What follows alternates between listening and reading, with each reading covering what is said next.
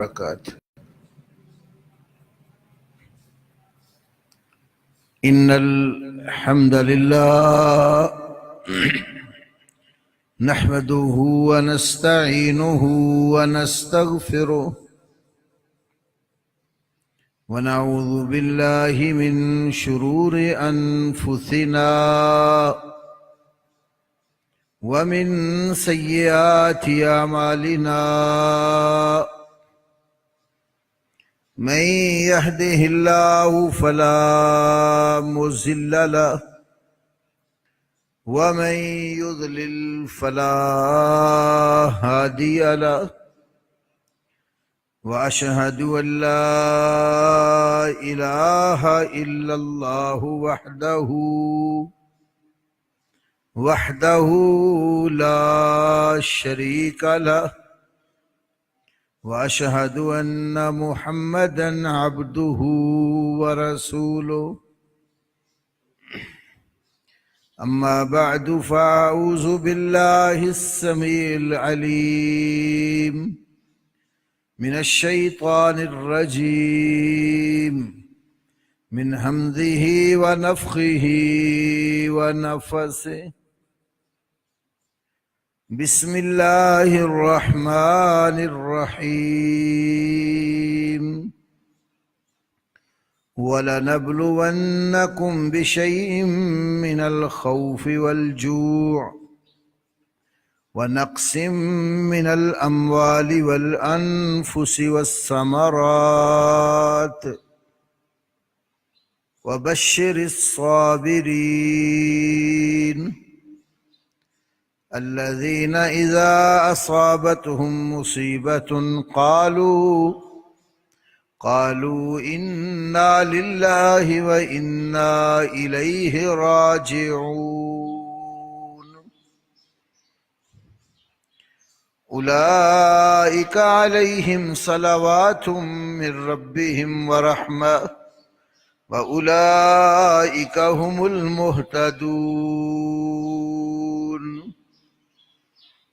رب اشرح لي صدري ويسر لي أمري واحلل عقدة من لسانه يفقه قولي اللهم صل على محمد وعلى آل محمد كما صليت على إبراهيم وعلى آل إبراهيم إنك حميد مجيد اللهم بارك على محمد وعلى آل محمد كما باركت على إبراهيم وعلى آل إبراهيم إنك حميد مجيد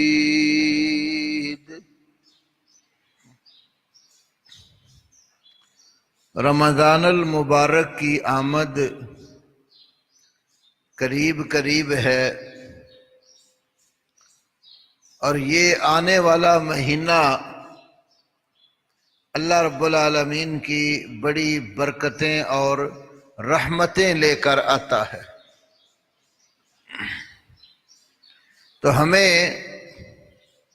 ذہنی طور پر مستعد اور تیار ہو جانا چاہیے کہ یہ اللہ کی خصوصی رحمت، بخشش اور جہنم سے آزادی دلانے والا مہینہ وہ ہمارے قریب آ رہا ہے، تو ہم اس بات کے لیے تیار رہیں کہ ہم اس ماہ مبارک کا ادب سامنے رکھتے ہوئے جو خیر اور نیکی کے کام اس ماہ مبارک میں ہو سکتے ہیں ہم پوری تندہی کے ساتھ اس میں حصہ لیں۔ اللہ رب العالمین نے جو ہمیں پیدا کیا ہے یا مارتا ہے، یہ موت اور حیات کا نظام اس نے ہماری آزمائش اور ابتلا کے لیے بنایا ہے۔ کہ انسان مختلف حالات کے اندر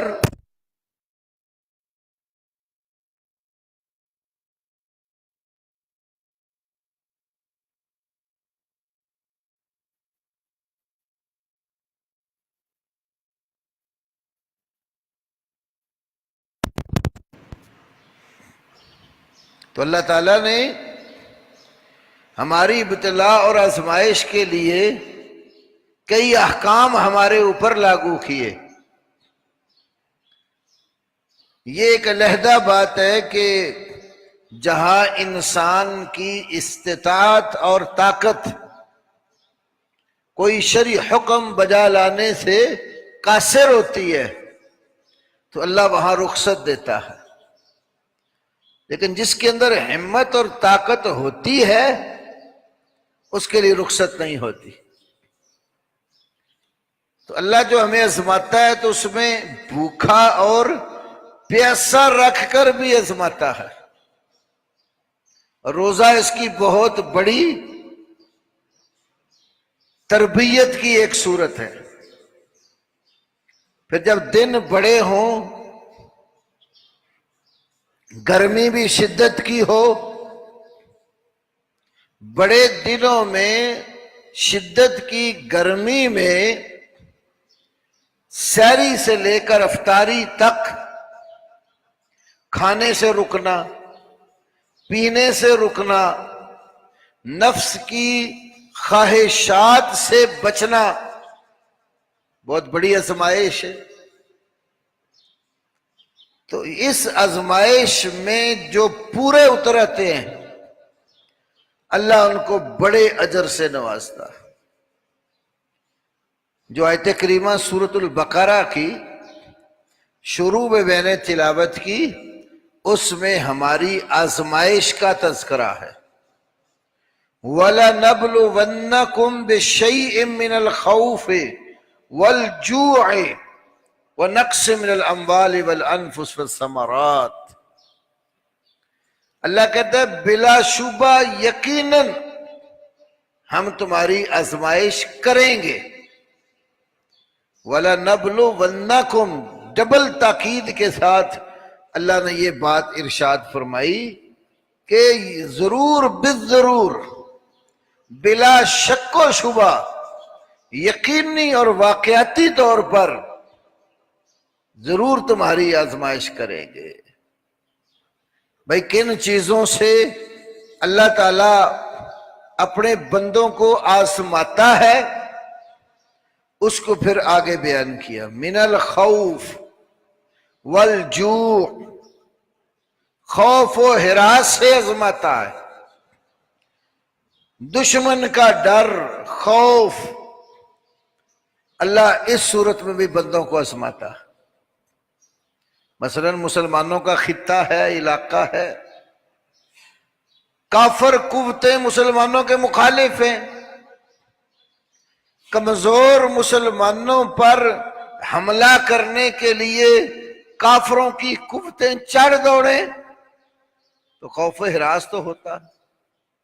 اور آج کے دور میں یہ جب صورت پیدا ہوتی ہے تو خوف و ہراس کہیں زیادہ ہوتا، اس لیے کہ بہت سارے ممالک کے پاس، کفار کے پاس بالخصوص ایٹمی ہتھیار موجود، دھمکی دے رہے ہوتے ہیں ہم یہ کر دیں گے وہ کر دیں گے، کمزور ایمان والے ڈر جاتے ہیں۔ تو کئی خوف و ہراس کی صورتیں، چوری ڈاکہ زیادہ ہو، ڈاکوؤں کا خوف بھی بندے کو پریشان کرتا ہے، امراض اور بیماریاں کئی ایسی ہیں جو ہمارے باپ دادا نے کبھی سنی دیکھی نہیں تھی، نئی نئی بیماریاں جنم لے رہی ہیں، یہ بھی بندے کے لیے خوف اور ڈر کی صورت بن جاتی ہے۔ کتنے ہی ایسے لوگ ہیں ایکسیلیٹر پر کئی کئی سال ناش پڑی رہتی ہے، بیچارہ نہ کسی کام کا ہوتا ہے، تو سانس مل رہا ہے ہلکا ہلکا بس۔ پھر لوگ مسائل پوچھتے ہیں اب اس کی نعش کو اتروا لیا جائے یا وہاں ہی رہنے دیا جائے؟ اتروا لیں گے تو کچھ دیر بعد فوت ہو جائے گا، وہاں پڑی رہے گی تو پھر وہ کس کام کا ہوگا؟ مرنا تو ہے ہی۔ تو جو علاج انسان کی وسعت سے باہر ہے، ڈاکٹر حضرات بھی زندگی واپس نہیں لا سکتے، تو اس کو طبیعت کے اوپر رکھو، طبی جو صورتحال ہے۔ تو بہرحال خوف کی کئی شکلیں، تو ڈرا کر خوف پیدا کر کے اللہ اپنے بندوں کو آزماتا ہے کہ ڈر اور خوف کی صورت میں میرے بندے مجھ پر ایمان رکھتے ہوئے سیدھی راہ پر قائم رہتے ہیں یا نہیں۔ والجوع، بھوک کے ساتھ، فقر و فاقے کے ساتھ، افلاس کے ساتھ اللہ رب العالمین آزماتا ہے، قحط سالیاں پیدا کر کے آزماتا ہے۔ بارشیں نہیں ہوتی، زمین سے فصلیں پیدا نہیں ہوتی، رزق کی تنگی پیدا ہو جاتی ہے، کھانے پینے کو کچھ نہیں ملتا، بھوک و پیاس سے نڈھال ہو جاتا ہے، یا بعض اوقات چیزیں تو موجود ہیں، مہنگائی اس قدر ہے بندہ خرید نہیں سکتا، بچوں کا پیٹ پالنے کے لیے بیچارہ دن رات محنت کرتا ہے، پھر بھی کئی لوگوں کی گزران صحیح طرح نہیں ہوتی۔ یہ بھی بھوک اور پیاس بھی آزمائش کی صورت ہے۔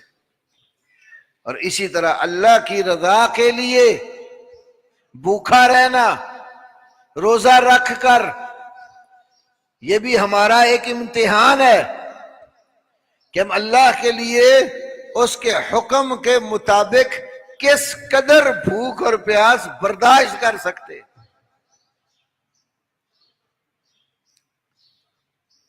مہینہ یہ جو آنے والا ہے، یہ ہمارے 11 مہینوں کی بے اعتدالیوں کو سیدھا کرتا ہے۔ جو کھانے پینے میں ہماری بے اعتدالیاں ہوتی ہیں نا، ایک مہینے کی ٹریننگ ان کو سیدھا کرتی ہے، اور اس سے اگر سبق سیکھ لیں تو بے اعتدالیاں ختم ہو جاتی ہیں۔ کلوا واشربوا ولا تسرفوا، کھاؤ پیو اسراف نہ کرو۔ یہ بھی اسراف ہے کہ ضرورت سے زیادہ کھانا بنا لیں اور پھر بچا رہے اور پھر خراب ہو جائے اور آپ پھینک دیں۔ یہ بھی اسراف ہے کہ کھانا موجود ہے اور آپ ضرورت سے زیادہ کھا لیں، ضرورت سے زیادہ پی لیں، کھانے اور پینے کے ساتھ پھر بعد میں ہاضمہ درست کرنے کی دوائی کھاتے پھریں۔ یہ ہماری بے اعتدالی ہے۔ عبداللہ ابن عمر رضی اللہ تعالیٰ عنہ کا واقعہ ابن ابی شیبہ نے ذکر کیا اور شیخ ابو بکر الجزائری نے ایسر و تفاسیر میں بیان کیا۔ عبداللہ ابن عمر نے کہا کھانا کھایا، کسی نے جوارش نکال کے پیش کی۔ ہمارے یہاں بھی مشہور ہے نا جوارش، جعلی نوز، حکماء کے بعد جاتے ہیں پکی بنا دیں کھانا ہضم ہو جایا کرے۔ اور کئی لوگوں نے ضرورت سے زیادہ کھانا ہوتا ہے اور ہاضم اللہ کی گولیاں بھی جیب میں رکھی ہوتی، وہ ساتھ ہی ٹیبل پر موجود ہیں، بے ہنگم کھانے اور ہاضمے کے لیے دوا ساتھ رکھی۔ ابن عمر رضی اللہ تعالی عنہما کو جب وہ کھانے کے بعد ایک بندے نے جوارش پیش کی، پوچھا یہ کیا ہے؟ کہنے لگا جوارش ہے۔ فرماتے ہیں کیا کام کرتی ہے؟ تو وہ دینے والا کہتا ہے کہ جب بندہ کھانا کھا لیتا نا تو کھانے کے بعد یہ تھوڑی سی مقدار کی لے لے تو کھانا ہضم ہو جاتا ہے، منہ کو اوپر کو نہیں آتا۔ ابن عمر فرمانے لگے مجھے اس کی ضرورت نہیں ہے، میں ایسے لوگوں کا ساتھی ہوں جو پیٹ بھر کر کبھی کبھی کھاتے ہیں اور اکثر حسب ضرورت کھاتے ہیں، کئی کے دن بھوکے رہتے ہیں۔ تو آزمائش اللہ کئی لحاظ سے کرتا ہے، بھوکا رکھ کر بھی کرتا ہے، زیادہ دے کر بھی کر لیتا ہے۔ اور تیسری بات، وَنَقْصٍ، کچھ چیزوں میں کمی پیدا کر کے آزماتا ہے۔ کس کس چیز میں کمی کرتا ہے آزمائش کے لیے؟ من الاموال، پہلی صورت ذکر کی، مال کم کر کے آزماتا۔ بندے کو مال و دولت کافی تھا، اللہ تعالیٰ نے اس کی آزمائش کی تو اس کے مال میں کمی پیدا کر دی۔ ہوتا ہے کہ نہیں؟ کئی لوگ وظیفے پوچھتے ہیں آ کر، کاروبار اچھا خاصا تھا، اب پتہ نہیں کیا ہو گیا، وہ پہلے والی صورت نہیں رہی۔ کبھی کسی نے آ کر اس طرح نہیں پوچھا کہ میری عبادات میں کمزوری ہے، مجھے بتائیں میں ٹھیک ہو جاؤں، میری نمازیں رہ جاتی ہیں، مجھے کوئی نسخہ ہی بتا دیں۔ نہیں، جب پیسے کو ہاتھ پڑتا ہے نا، وہ اربوں خربوں کا کام لاکھوں پہ، لاکھوں کا ہزاروں پہ، ہزاروں کا سینکڑوں پہ آ جاتا ہے، پھر وظیفہ پوچھتے، دم کروانے آ جاتے ہیں، دکان کے لیے پانی دم کر دے، چھڑکاؤ کر لیں تاکہ شاید بہتری ہو جائے۔ تو سوچتے نہیں ہیں کہ نیکی کے کاموں کے لیے تو کبھی ہم نے نہیں جا کر پوچھا ہمیں کوئی اچھے عمل بتائے، مال میں کمی آ گئی ہے تو اب وظیفے پوچھتے ہو۔ تو یہ بھی آزمائش ہے اللہ کی طرف سے، پہلے اس نے مال دیا، کمی کر دی۔ پھلوں کے باغات تھے، پھل جب پکنے کے قریب ہوا کیڑا پڑ گیا، سنڈیاں پیدا ہو گئی، یا پھر پھل کچے ہی ٹوٹ کر گرنے لگ گیا، نقصان ہو جاتا ہے، یا اندھیری اور آفت آئی، اندھیریوں کے ساتھ بھی بہت سارا پھل کچا ہی ٹوٹ کر گر گیا اور نقصان ہو گیا۔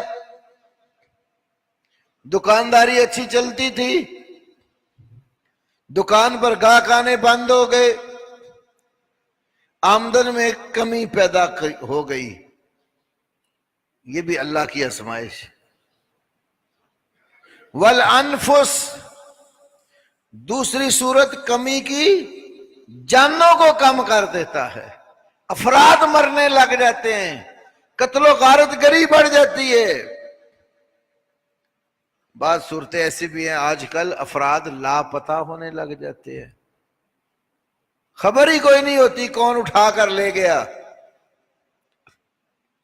موجودہ حالات میں اس کی بہت مثالیں ہیں، جب معاشرے کے افراد کچھ ایسی کارروائیوں میں ملوث ہو جاتے ہیں جو ملک و ملت کے لیے زہر قاتل ہوتی ہیں، حکومتی نمائندے اٹھا کر لے جاتے ہیں اور پتہ ہی کوئی نہیں ہوتا کس ایجنسی کے پاس بندہ ہے، کہاں رکھا ہوا ہے، کوئی خبر نہیں ہوتی۔ کئی بیچارے تو ایسے ہی جیلوں میں سڑ سڑ کے مر جاتے ہیں، کئی اندھیروں میں رکھے ہوتے ہیں، تہہ خانوں میں کوئی پتہ نہیں ہوتا ان کو کہ سورج بھی نکلتا ہے کہ نہیں نکلتا۔ کئی لوگ میں نے ایسے بھی دیکھے ہیں کہ وہ لاپتہ ہوئے، کچھ سال گزرنے کے بعد ان کو چھوڑا گیا تو کینسر کے مریض بنے ہوئے اور تھوڑے ہی عرصے بعد موت واقع ہو گئی۔ یہ جانوں کی کمی بھی آزمائش کی صورت۔ مسلمانوں کا آپس میں قتل و غارت گری میں ملوث ہو جانا، خواہ وہ خاندانی برادری کی بیس پر دشمنی پیدا ہو جائے، خواہ وہ نظریاتی طور پر اختلافات کی بیس پر جنگ و جدال شروع ہو جائے، تو یہ انسانوں کی جانوں کا کم ہونا بھی آزمائش کی شکل ہے۔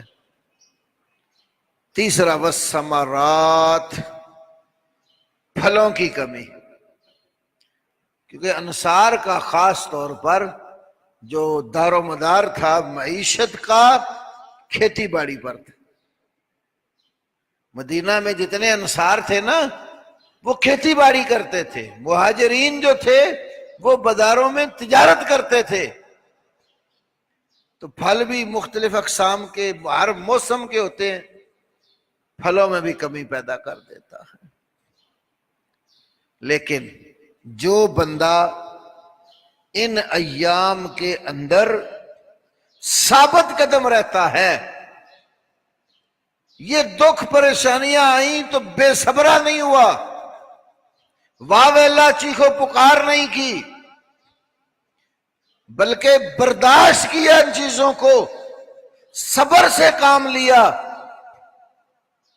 اللہ ان کو خوشخبری دیتا ہے. فرمایا وبشر الصابرین، صبر کرنے والوں کو خوشخبری دے دو. مشکل مصیبت آئے صبر کرنے کی کوشش کریں، اللہ صابر بنا دیتا ہے. تو جو کوشش ہی نہیں کرتا، بخاری شریف میں حدیث ہے، نبی صلی اللہ علیہ وسلم نے فرمایا من یتصبر صبرہ اللہ، جو بندہ صبر کرنے کی کوشش کرتا ہے اللہ اس کو صابر بنا دیتا. ہمت کرے اللہ توفیق دے گا. اور صبر کرنے والے چھوٹی مصیبت آئے یا بڑی، ان کی زبان پر ایک کلمہ ہوتا ہے، الذین اذا اصابتهم مصیبہ قالوا انا للہ وانا الیہ راجعون. صابر وہ ہیں جب کوئی بھی مصیبت آ جائے تو کہتے ہیں بلا شبہ ہم اللہ ہی کے لیے ہیں اور یقیناً ہم اللہ ہی کی طرف پلٹ کر جانے والے ہیں. یہ جملہ چھوٹا سا ہے لیکن اللہ پر ایمان اور اعتقاد بہت زیادہ سکھا رہا. اذا اصابتم مصیبہ، مصیبت، کوئی بھی مصیبت چھوٹی ہو یا بڑی، یہ نہیں ہے کوئی بندہ ہی مر جائے تو انا للہ پڑھتے ہیں، نہیں، کوئی کانٹا بھی چبھا ہے یہ بھی تکلیف ہے تو مومن کیا کہے گا؟ انا للہ وانا الیہ راجعون. اب آپ دیکھیں پہلی بات، انا للہ، بے شک ہم اللہ ہی کے لیے ہیں. اللہ نے ہمیں پیدا کیا ہے تو کس غرض سے بنایا ہے؟ اپنی عبادت کے لیے. وما خلقت الجن والانس الا لیعبدون. تو ہماری دعائیں، پکاریں، نظریں، نیازیں، نمازیں، رکوع، سجدے، تلاوت و اذکار، حج، عمرے، انفاق، یہ سارا کچھ کس کے لیے ہے؟ ایک اللہ کے لیے. جب ہم اللہ کے لیے ہیں، اللہ کے مملوک ہیں، اللہ کے غلام ہیں، اللہ کے بندے ہیں، وہ ہمارا حاکم اور مالک ہے، تو ہمارے اوپر حکم بھی اسی کا ہی چلے گا. انا للہ. جو اللہ کا بن جاتا ہے نا اللہ اس کو ضائع نہیں کرتا، اللہ اس کی حاجات کا لحاظ کرتا ہے. ترمذی شریف کی ایک حدیث ہے، من کانت ہمہ الدنیا، جس شخص کی سوچ، فکر، غرض و غایت اور مقصد صرف دنیا ہو، فرق اللہ شملہ بین عینیہ، اللہ پاک اس کے کام اس کی آنکھوں کے سامنے پھیلا دیتا ہے، بکھیر دیتا. وہ کبھی ادھر ہے اور کبھی ادھر ہے، کبھی ایک ٹانگ ادھر ہے دوسری ادھر پھنسی ہوئی ہے، کئی کاموں میں وہ پھنس جاتا. اور دنیا کے طالب ہوتے ہیں ایسے لوگ، لم یاتہ الدنیا الا ما کتب اللہ لہ او قدر اللہ لہ، دنیا صرف اس کو وہی ملنی ہے جو اللہ پاک نے اس کے مقدر میں رکھی ہے۔ ومن کانت ہمہ الآخرہ، اور جس کا مقصود آخرت ہوگا، جعل اللہ غناہ فی قلبہ، اللہ اس کی دولت اس کے دل پہ رکھ دیتا ہے، وہ دل کا غنی ہوتا ہے۔ وجمع اللہ شملہ، اللہ اس کا کام اکٹھا کر دیتا ہے، سمیٹ دیتا ہے۔ وَآتَتْهُ الدُّنْيَا رَاغِمَةً، دنیا اس کے پیچھے ذلیل و خوار ہو کر پہنچتی ہے۔ آپ دیکھیں جتنے ہمارے بزرگ اکابرین، صحابہ کرام، تابعین، تبع تابعین، فقہاء، محدثین، اولیاء کرام رحمت اللہ علیہم اجمعین، جتنے یہ بزرگ نیک اس دنیا میں تشریف لائے، ان میں کوئی بھی دنیا کا طالب نہیں تھا،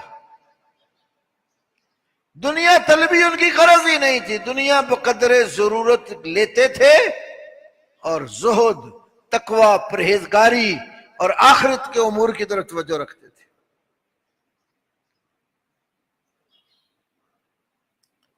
تو کیا خیال ہے جتنے نیک لوگ گزرے ہیں دنیا ان کے پاس نہیں آتی تھی؟ یہ جو پڑھتے ہی دنیا کے لیے ہیں یہ ان نیکوں کے قدموں میں آ کر گرے ہوتے ہیں۔ آج بھی ایسے ہی ہے۔ یہاں میں ضمناً ایک بات کہوں گا، آپ غور کریں۔ اس وقت ہمارا جو نظام تعلیم ہے دو حصوں میں بٹا ہوا ہے۔ ایک نظام تعلیم ہے جس میں خالص اللہ کا دین پڑھایا جاتا ہے، دوسرا نظام تعلیم وہ ہے جس میں صرف دنیا داری سکھائی جاتی ہے۔ اب سرسری نظر میں دونوں کو تھوڑا سا سامنے رکھیں۔ ہم دنیا کے علوم کے قطعاً خلاف نہیں ہیں، ہم دنیا کے علم کو دین کے تابع رکھنے کے قائل ہیں، لیکن آپ ذرا دیکھیں اب ہماری حکومت بھی کئی نمائندے بیان چھوڑ دیتے ہیں۔ پچھلے دنوں ہمارے ایک وزیر صاحب کا بیان آیا ہوا تھا، پہلے یہ فیصلہ کریں کہ ملک میں حکومت ملا نے کرنی ہے یا شعور نے کرنی ہے، یہ لفظ تھے وزیر صاحب کے۔ پہلے یہ فیصلہ کریں کہ ملک میں حکومت ملا کی ہوگی یا شعور کی ہوگی۔ اس کا مطلب یہ ہوا کہ علماء شعور والے نہیں ہیں۔ حالانکہ اگر ہم ایسے وزیروں سے اتنا ہی پوچھ لیں کہ آپ ہمیں علم اور شعور میں فرق بتا دیں، وہ بھی ان کو پتہ نہیں ہوگا۔ وَلَٰكِن لَا تَشْعُرُونَ بھی آتا ہے نا، وَلَٰكِن لَا تَعْلَمُونَ بھی آتا ہے نا۔ علم اور اور شعور اور معرفت، یہ الفاظ میں تو فرق بھی نہیں جانتے، لیکن میں کہتا ہوں آپ ذرا غور کریں۔ اب یہ جو جتنی بھی ہم اپنے بچوں کو دنیا کی تعلیم دیتے ہیں، کیا مقصد ہے اس کا؟ مادہ طلبی اور دنیا طلبی کے سوا کوئی مقصود نہیں ہے۔ سائنسدان بنے گا، انجینئر بنے گا، ڈاکٹر بنے گا، بڑا تاجر بنے گا، مینجمنٹ سیکھے گا اداروں کی، تو آخری غرض کیا ہے اس کی؟ دنیا اچھی ہو جائے، بینک بیلنس اچھا ہو جائے، کوٹھی بلڈنگ اچھی مل جائے، سواری اچھی مل جائے۔ اس کے اوپر کیا مقصد ہے اس کا؟ کچھ بھی نہیں ہے۔ تو اور پھر وزیر صاحب سے میں یہ پوچھتا ہوں کہ آپ ہمیں یہ بتائیں، جب سے پاکستان بنا آج تک کسی مولوی کی حکومت آئی پاکستان میں؟ نہیں ہے نا۔ اب جتنے صدور آئے ہیں، وزراء آئے ہیں، سب کو دیکھیں، ان میں کوئی بھی مدرسے کا پڑھا ہوا نہیں ہے۔ یہ انہی کالجوں کی، یونیورسٹیز کی، اکیڈمیز کی پیداوار ہے۔ یہ کرپشن پھر کون کر رہا ہے؟ یہ جو ملک میں کرپشن کا رونا ہے، کہ جس شعبے میں بھی ہاتھ ڈالو تو نیچے سے، ہر اینٹ کے نیچے سے کرپٹ لوگ نکلتے ہیں. تو ذرا ہمیں بتائیں نا کہ یہ مدارس کی پیداوار ہیں یا ان کالجز اور یونیورسٹیز کی پیداوار ہیں؟ ملک میں تو جتنا کچھ کرپشن کے نام پر شو ہو رہا ہے یا لوگوں نے کرپشن کی ہے، لوٹ مار مچائی ہے، اس کے پیچھے کسی مدرسے کا تو ہاتھ نہیں ہے. یہ تو سارے وزیر مشیر انہی کالجز اور یونیورسٹی کی پیداوار ہے. کرپشن ختم کرنی ہے تو یہ دینا علماء کے ہاتھ میں، ان کو مسلمان بناؤ، انہیں قرآن سکھاؤ، انہیں سنت کی تعلیم دو، تاکہ ان کو لوگوں کے حقوق کی پہچان ہو، آخرت کی فکر ہو ان کے اندر کہ ہم نے کرپشن کی تو کل قیامت والے دن جواب دینا ہے. مدارس میں علماء مادہ طلبی نہیں سکھاتے. علماء مخلوق کا، بندوں کا، طالب علموں کا، طالبات کا تعلق اللہ اور اس کے رسول سے جوڑتے ہیں. بلا امتیاز کوئی بھی مدرسہ ہو، کسی مکتبہ فکر کا ہو، اب بنیادی طور پر دیکھیں گے ان کے اندر یہ چیز نہیں ہوگی. اپنی اپنی فکر کے مطابق اللہ کے ساتھ، اللہ کے حبیب کے ساتھ، اولیاء کے ساتھ، نیک لوگوں کے ساتھ تعلق پیدا کرنا سکھایا جا رہا ہوتا. تو علماء تو مادہ طلبی کا سبق ہی نہیں دے رہے، تو کیوں یہ پریشانی حکام کو لگی ہوئی ہے کہ یہ جو مدارس ہیں ان کو قومی دھارے میں لایا جائے؟ وہ مدارس کے لوگ جو لاکھوں بچوں کو پڑھا رہے ہیں ان کو کرپٹ نہیں بناتے. ان کی نظروں میں دنیا بقدر ضرورت ہے، اور یہ بڑے بڑے دنیا دار آ کے انہی مدارس سے پڑھے ہوئے علماء کے قدموں میں بیٹھے ہوتے. یہ اللہ کے نبی کا فرمان بالکل برحق ہے. وَآتَتْهُ الدُّنْيَا رَاغِمًا، دنیا ذلیل ہو کر اس کے پاس آتی ہے. جب بھی پریشانی آتی ہے، مولوی صاحب کوئی وظیفہ بتا دیں، مجھے کوئی ایسا ذکر بتائیں میرا یہ مسئلہ حل ہو جائے. علماء یہ سبق دیتے ہیں دنیا ملنی ہے، ہر کسی کا نصیب ملنا ہے اس کو. فکر آخرت کے اوپر رکھو، آخرت پر فکر ہوگی تو کرپشن بھی نہیں ہوگی. اور اگر ساری دوڑ دھوپی دنیا کی ہو تو جو مرضی آپ کر لو، کرپشن ختم نہیں ہونی. 5 سال پورے بھی یہ ہماری موجودہ حکومت گزار جائے یہ کہہ کر کے جو کرپشن ہے وہ پچھلے دور کی ہے، تو عوام کے لیے کیا سہولت ہونی ہے؟ دن بدن مہنگائی آ رہی نا، آئے روز پیٹرول مہنگا ہو رہا ہے، سونا مہنگا ہو رہا ہے، جس کی بیس پر نیچے پھر کھانے پینے کی معمولی اشیاء بھی مہنگی ہو رہی ہے. رمضان المبارک میں کفار اپنے مشروبات سستے کر دیتے اور مسلمان مہنگا کر دیتے. یہ کوکو کولا پیپسی والے کئی دفعہ ہوتا ہے نا، خبر آ جاتی ہے رمضان المبارک میں وہ سستی کر دیتے، اور ہمارے مسلمان ماشاءاللہ جنہوں نے رمضان گزارنا ہے وہ بازاروں میں جائیں تو منڈی میں دکانوں کے اوپر ریٹ کس قدر بڑے ہوتے ہیں. انسان اگر آخرت کی فکر کرے دنیا اس کو ملے گی. کیا خیال ہے جو علماء ہیں، مدارس کے طلباء ہیں، کبھی کوئی بھوک ہڑتال کا جو نا پروگرام سنا کسی مدرسے کا؟ کبھی آپ نے ایسی خبریں سنی ہو کہ مدارس کے طلباء نے اپنے اساتذہ کے خلاف جلوس نکالا ہو؟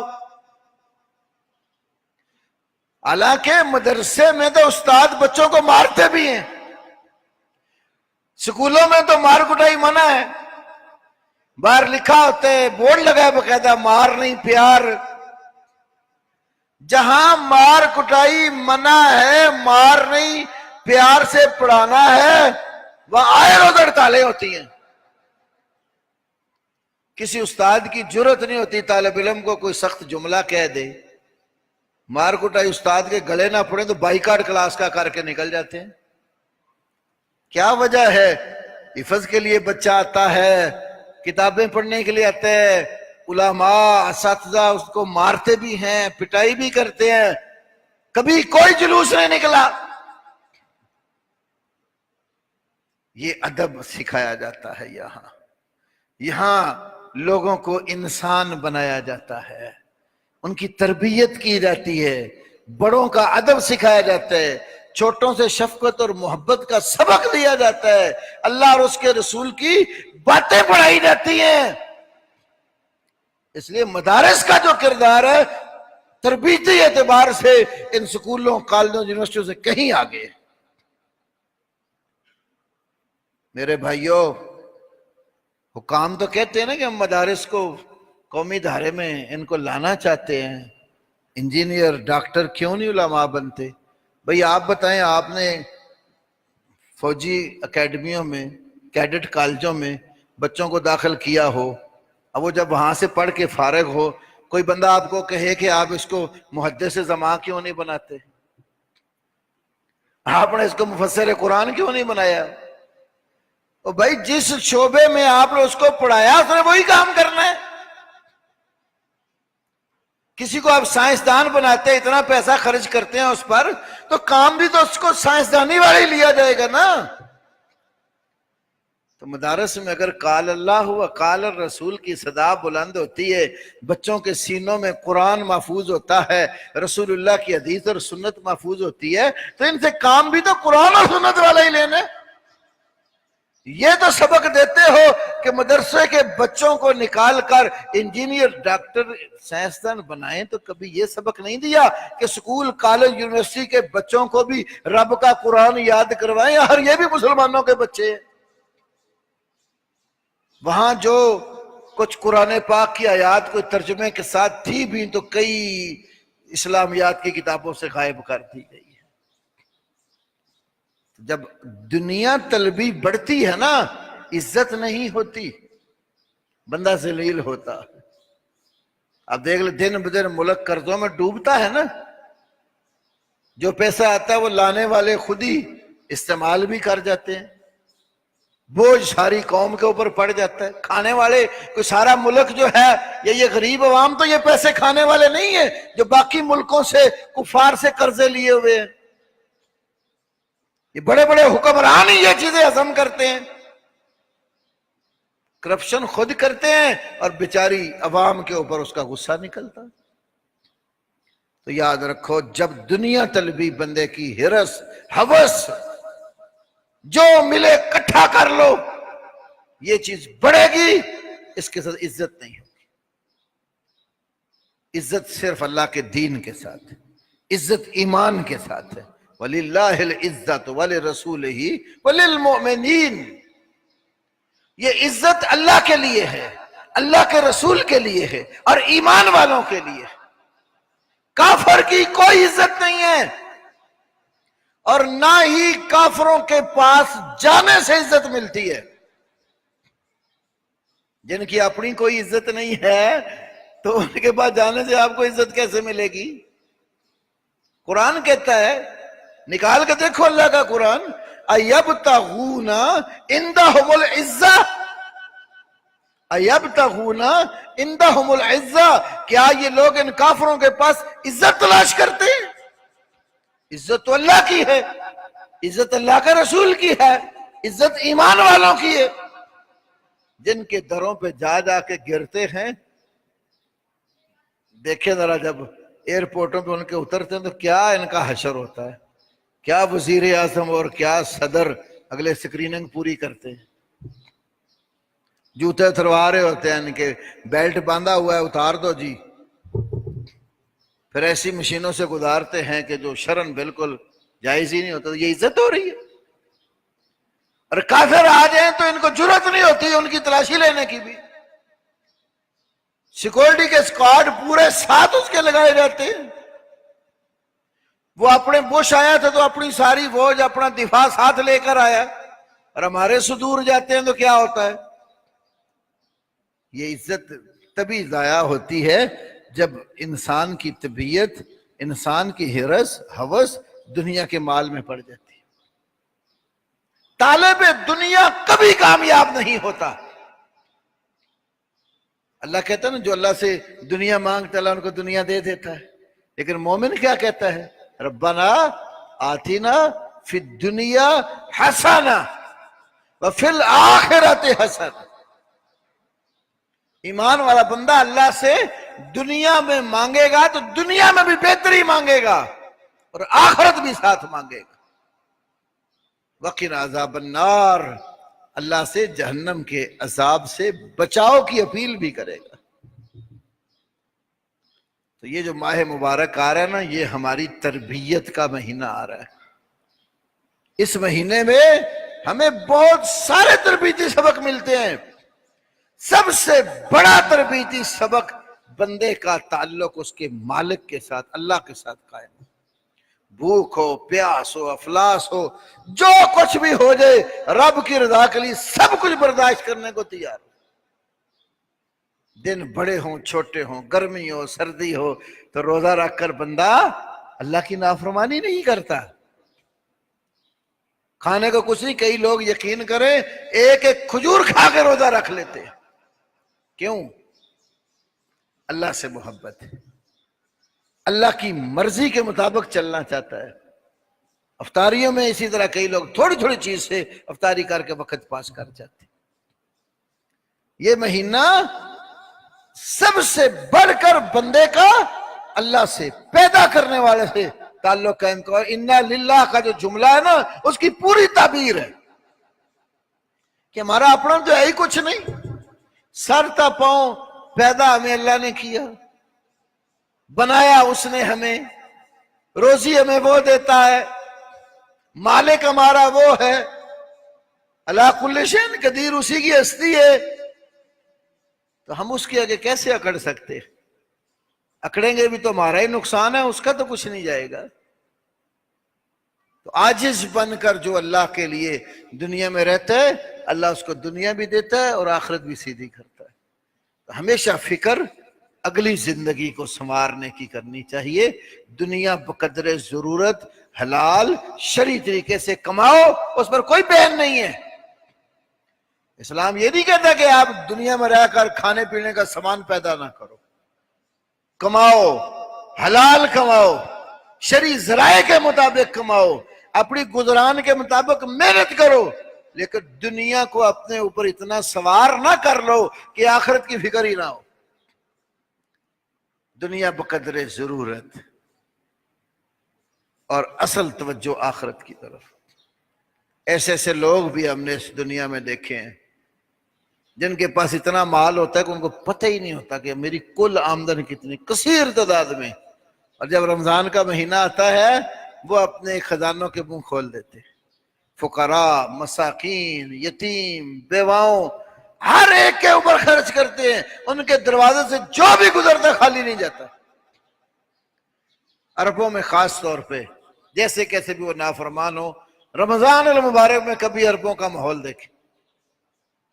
امارات میں بھی میں نے دیکھا، سعودیہ میں بھی کئی جگہوں پر کیا ہوتا ہے، اب یہ جو دن ہے نا تھوڑے سے رہ گئے، مساجد کے باہر یا کارخانے فیکٹریاں ان کے باہر باقاعدہ خیمے لگ جاتے ہیں کہ یہاں سحری اور افطاری کرانی، اور مسلمان روزے داروں کو ہر کوئی پکڑ پکڑ کر اپنے دسترخوان پر بٹھانے کی کوشش کرتا کہ یہ میرے دسترخوان پہ بیٹھ کر روزے کی افطاری کرے تاکہ میری بخشش کا ذریعہ بنے۔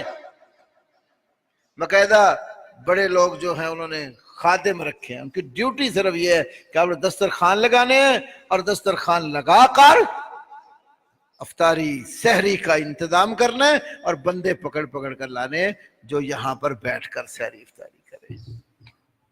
اسی لیے ایسے لوگوں کو اللہ نوازتا بھی ہے نا، جو اپنے خزانے کے منہ بند کر کے رکھ لیتے ہیں، کسی حاجت مند کو دیتے نہیں ہیں، اللہ تعالیٰ بھی ایک وقت آتا ہے ان کے لیے رحمت کے دروازے بند کر دیتا ہے۔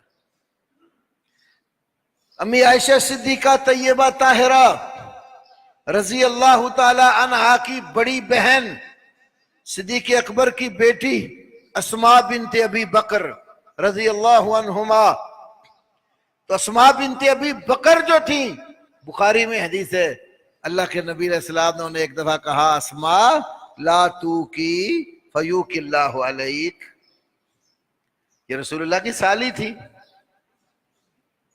نسبتی بہن تھی، فرمایا لا تو کی، اسما اپنے تھیلے کا تسمہ باندھ کے مت رکھ، فیوک اللہ علیک، ورنہ اللہ بھی اپنے خزانے کے منہ بند کر دے گا۔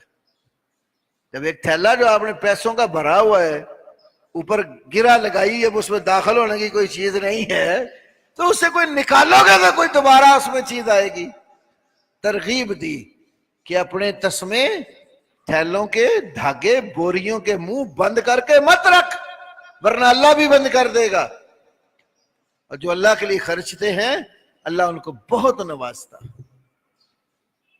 لیکن وہ بھی لوگ ہیں نا جنہوں نے کروڑوں اربوں روپے کی مسجدیں، مدارس، ہمارے اس پاکستان میں بڑے مدارس اور بڑی مساجد اربوں نے بنوائے، ایک ایک بندہ بڑے بڑے ادارے بنا رہا ہے، مسجدیں بنا رہا ہے۔ اب جس شیخ نے یہ ہمارا اس ادارے کا کام کروا کے دیا تھا، اس نے دبئی میں بھی، اسی طرح کویت میں بھی، اور بھی باہر ملکوں میں کئی جگہوں پر ادارے بنائے ہیں اور ان کو چلا رہے ہیں۔ اس طرح کے لاکھوں کی تعداد میں لوگ۔ یہ تو جب امریکہ کا یہاں زور زیادہ ہوا اس وجہ سے کچھ عربوں کے امور پر پابندی لگائی گئی، ورنہ یہاں پاکستان میں بھی ہمارے مدرسے، مسجدیں بنا کر دینے والے بڑے لوگ تھے۔ اب سرحد کے علاقے میں ادھر جو ہے کیا نام ہے، ڈیرہ غازی خان کے علاقے میں، قصور کے علاقے آپ دیکھیں، ڈیروں پر جہاں کوئی 8-10 گھر ہیں صرف مسجدیں بنا کر دے رہے، 4-5 لاکھ کا تو مسئلہ ہی کوئی نہیں ہوتا تھا۔ چھوٹی مسجد موقع مال کی بنا کے منٹ چند دنوں میں تیار کر کے دے دیتے تھے۔ تو جو اللہ کے لیے دیتے ہیں اللہ ان کو دیتا، تو وہ لوگ بڑے خوش نصیب ہیں جن کو اللہ نے یہ توفیق عطا کی۔ آخر میں الحمدللہ پہلے تو ہماری مائیں اور بہنیں نماز جمعہ پڑھنے تو ہم نیچے بیسمنٹ میں بھیجتے تھے، نقشے میں ہمارے پاس پوری ایک علیحدہ جگہ تھی ان کی مسجد کے لیے۔ آج الحمدللہ پہلا جمعہ ہماری مائیں بہنیں وہ اپنے اس مسجد میں پڑھ رہی ہیں۔ یہ بالکل پیچھے کارنر پہ علیحدہ نظام ہے سارا ان کا۔ تھوڑا بہت کام ٹائلوں کا رہتا ہے، وہ انشاءاللہ رمضان کے بعد اللہ پاک کی توفیق سے کوشش کریں گے ہو جائے۔ تو ماں اور بہنوں سے بھی میں گزارش کرتا ہوں، پہلے تو کبھی نہیں آپ سے کہا، لیکن عورتوں کے ہاتھ میں بھی اللہ نے بہت کوئی خیر رکھی ہوتی ہے، تو آپ بھی اپنے اس ادارے کے ساتھ خاص طور پہ جو عورتوں کا حصہ ہے اس کی تعمیر میں بڑھ چڑھ کر حصہ لیا کریں۔ اللہ رب العالمین خرچ کرنے والے کو دیتا ہے۔ حضرت اسما خاتون تھی نا، اللہ کے نبی نے انہیں کہا کہ اپنے خزانے کا منہ بند کر کے نہ رکھو۔ یہ حدیث میں نے اسپیشل سمجھو آپ کے لیے سنائی ہے کہ آپ بھی اپنے خزانوں کے منہ بند کر کے مت رکھیں، دین کے جگہوں پر خرچ کرو گی اللہ بہت اجر دے گا۔ اسی طرح الحمدللہ پہلے بھی آپ کو پتہ ہے طالب علم ماشاءاللہ آنے شروع ہو گئے ہیں، ہم نے دورہ تفسیر رکھا ہے، اس کا افتتاح 25 شعبان سے کر چکے ہیں، تو رمضان المبارک میں بالخصوص ٹائم نکالے۔ وقت ہم نے ایسا رکھا ہے کہ ہر شعبے کا بندہ شرکت کر سکتا، تاجر حضرات بھی آ سکتے ہیں، کاروباری لوگ بھی، اکثر کاروبار 10-11 بجے کے بعد جا کر شروع ہوتے، صبح 9 بجے سے لے کر 11 بجے تک 2 گھنٹے انشاءاللہ تعالی قرآن پاک کی تفسیر کا سبق پورا کرے گا۔ پچھلے سالوں میں بھی ایسا ہوتا رہا، اس دفعہ بھی انشاءاللہ ایسے ہو رہا، شروع ہو چکا ہے۔ اور عصر کی نماز کے بعد افطاری تک ہوا کرے گا پروگرام رمضان میں، ابھی تو میں 1.5 گھنٹے کی حد تک بیٹھا ہوں، عصر سے لے کر افطاری تک انشاءاللہ الرحمن پھر ہماری دوسری نشست ہوتی ہے۔ میں اس میں لوگوں کے آئے ہوئے مسائل، سوال، ان کے شرعی جوابات عرض کروں گا، اور میرے ساتھ جو دوسرے علماء مختلف ان کے ٹائم لیے ہوئے ہیں وہ مختلف عنوانات پر لیکچر دیا کریں گے۔ تو کم از کم مائیں، بہنیں، بیٹیاں، یہ روزوں میں تو 9 سے 11-12 بجے تک تو کوئی کام اتنا خاص گھروں کا نہیں ہوتا، سحری کے ٹائم سحری کروائی، برتن دھوئے، نماز پڑھے، آرام کر لیا، پھر افطاری کے وقت جا کر فکر ہوتی ہے۔ اس لیے یہ جو دورانیہ ہے، اس ماہ مبارک سے فائدہ اٹھانے کے لیے قرآن پاک کو 2 4 10 آیتیں بھی آپ سمجھ کر پڑھیں گے تو آپ کو فائدہ زیادہ ہوگا، کیونکہ قرآن بھیجا اس لیے گیا کہ اس کے اوپر غور اور فکر کیا جائے، تدبر کیا جائے، اس کو سیکھا جائے۔ ہم نے چھوٹی سی ایک کوشش کی الحمدللہ، صبح فجر کے بعد ترجمہ کراس قرآن کی 2 آیتیں ہم پڑھتے ہیں، الحمدللہ پہلا پارہ مکمل ہو چکا ہے، دوسرے پارے کا بھی 2 رکوع ہم نے پڑھ لیے۔ تو یہ تھوڑا تھوڑا وقت آپ دیں نا اللہ کے قرآن کے لیے، تو اس سے آپ کو بہت زیادہ فائدہ ہوگا۔ تو رمضان المبارک میں بالخصوص ان نشستوں میں تشریف لائیں، خود بھی آئیں، دوست احباب کو بھی بھیجیں، اور جو ہمارے محلے کے قرب و جوار کے لوگ یا ایسے بھائی جو خواتین اپنی چھوڑ سکتے ہیں پھر لے جا سکتے ہیں، وہ کم از کم 2 گھنٹے 9 سے 11 بجے تک کا جو وقت ہے، یہ وقت قرآن کی تعلیم کے لیے ضرور دیں۔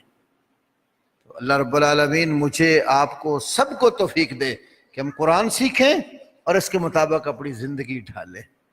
باقی طالب علموں کا جو نظام ہے الحمدللہ، اس دفعہ پہلے بھی میں نے گزارش کی تھی، ہم نے طالب علم بڑھانے ہیں انشاءاللہ۔ پہلے جو تعمیری کام بھی بیچ ہوتے تھے تو زیادہ تگ و دو نہیں کی، اس سال انشاءاللہ تعالیٰ پوری کوشش کریں گے جتنے زیادہ سے زیادہ طالب علم دین سیکھنے کے لیے آ سکیں وہ آئیں۔ اور طالبات کا ہمارا مقامی شعبہ ہے ابھی، تو اس لیے محلے والے دوست احباب یا جو اتنی کی حد پر ہیں کہ آسانی سے وہ پک اینڈ ڈراپ کر سکتے ہیں، تو ضرور بیٹیوں کو دینی تعلیم کے لیے بھی یہاں بھیجیں۔ تو مجھے آج سے کچھ مہینہ 2 پہلے کوئی 1 2 دوستوں نے، میں اس وقت خطبہ دیا تھا تعلیم کے حوالے سے، تو 1 2 دوستوں نے بڑی حوصلہ افزا بات کی کہ ایک طالب علم کا ماہانہ خرچہ ایک بندہ اگر اٹھا لیتا ہے تو اس طرح کرتے کرتے جتنے طالب علم مختلف بھائی کوئی نہ کوئی ذمہ داری لے لیتے ہیں تو اس سے بہت بڑا فائدہ اور نفع ہو جاتا ہے۔ تو اس لیے اس سلسلے میں بھی ضرور تعاون کیجیے گا۔ ایک بھائی ہمارے دبئی میں ہے الحمدللہ، وہ میرا ہر جمعے خطبہ سنتے ہیں لائیو، اور سوال و جواب کی نشست بھی سنتے ہیں۔ ایک طالب علم کی ذمہ داری انہوں نے لی مجھ سے، ادھر ہمارے میاں غلام مصطفیٰ صاحب ہیں، ایک طالب علم کی ذمہ داری انہوں نے لے لی، اور بھی اس طرح اگر کوئی بھائی صاحب استطاعت ہیں تو اس طرح خیر کے کام میں حصہ لینا چاہیں تو یہ رمضان برکتوں والا مہینہ آگے، اس میں پورے سال کا خرچہ بھی ایک طالب علم کا دے سکتے ہیں یا ہر مہینے دے سکتے ہوں، تو ضرور اس میں توجہ کریں۔ اللہ مجھے آپ کو سب بھائیوں کو خیر والا بنا دے اور شر سے اللہ ہمیں محفوظ رکھے۔ وآخر دعوانا